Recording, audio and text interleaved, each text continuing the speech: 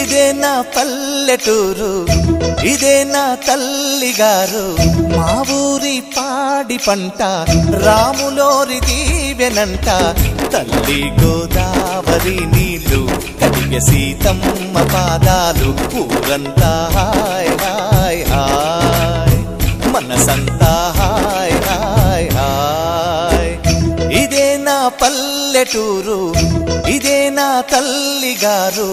మా ఊరి పాడి పంట రాములోరి దీవెనంట.